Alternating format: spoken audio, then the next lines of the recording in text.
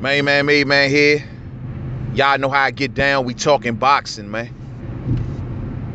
So we hear that the Charlo's gonna be fighting on December 22nd on Fox. It's gonna be a good holiday season present, you know what I mean? To get to see some world-class fighters on free TV. I ain't mad at that. Let's deal with A-side Jermall first. The Charlo that I got nothing but respect and love for. That's A-side Jermall. It's going up against Willie Monroe Jr. Now, don't get me wrong, I don't think that's the greatest fight in the world.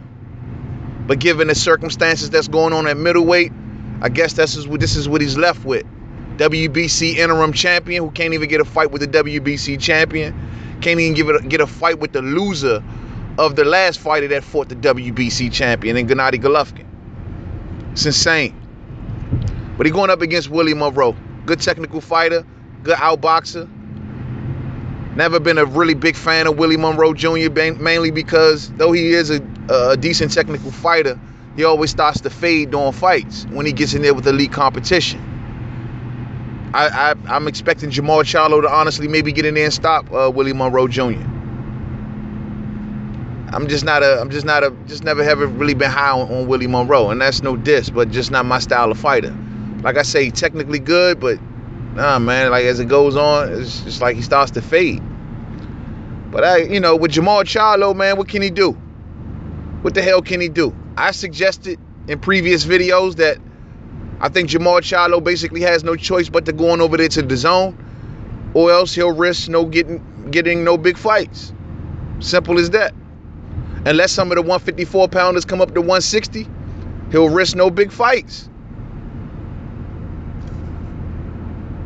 I hate to go back there, but I remember if you go back 6 or 7 months ago, I did a video entitled Terrence Crawford, if you sticking with Bob Arum to come up to welterweight, you'll risk no big fights. These fighters got to take charge of their careers, man. I'm going to stay consistent with that. I don't care about who you line with and all this other stuff, man. You better get into the right situation that's going to make the fights available to you. And that's the same thing that goes for Jermall Charlo. You're risking not getting big fights to stand where you stand at. So this is what you left off with. Now, but one thing that fans are not going to get me to do is jump on duck fighters. You're not going to do that. If a fighter is ducked and we know he's being ducked, I'm not going to sit here and talk too much crap about that fighter. That's my position with Jermall Charlo, and that's my position with Earl Spence Jr.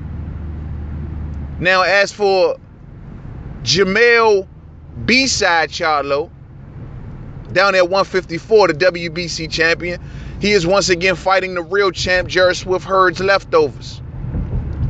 He's already fought one leftover from Jared Hurd. Now he's fighting the other.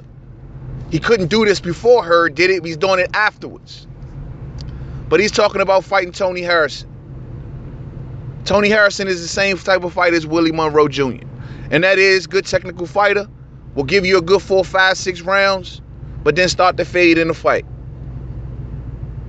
That's how Jared Hurd beat him. Some say he was outboxing Jared Hurd in a lot of portions of the fight. But my main man, Jared Hurd, with his consistency, stopped this man. Same thing with Willie Nelson. When he fought Willie Nelson, was outboxing him pretty good for the early part of the fight. Bam, and then got stopped. So, both of these dudes fighting the same kind of fighter. These are not the creme de la creme of the weight classes. But for B-side Jermall, this is supposed to be a stepping stone towards Jared Hurd in a major unification fight coming sometime, hopefully next year. And that's pretty much the creme of it, man. I mean, this is what I'm saying, man. I think that the PBC, while everybody is sitting back dumping on the PBC, I think they got a plan, man. I'm looking at what's going on. And me, from covering this sport for a long time now, it looks like, man, they're saving the flavor for next year. We're talking Jared Hurd, Charlo, amongst other big fights that can be made next year. and I'm gonna hold them to that. Simple and Simon. I'm gonna hold the PBC to that. They have the potential. They have the talent. But some of them are in a bad situation. And I'm just being honest about that, man. Some of them in a bad situation, such as Jermall Charlo, where I don't care even if you come next year. Like I said before, unless one of the 54 fighters, maybe like the real champ, Jermall, move up, he gonna be in a bad situation, man. And he gonna have to make a decision. Don't lock yourself down to no promoter, to no outfit. Fighters sometimes gotta move. So it is what it is. To the next video. Main Man, Made Man. Made Man 511 Twitter. Google Plus, Main Man, Made Man. Yeah, man. So, you know, the Charlos are doing their thing.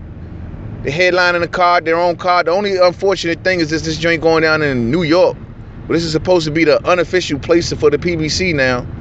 Big venue, don't get me wrong. But it would have been nice for them to do this in Texas where their fan base really is, man. But it is what it is. To the next video. Peace out.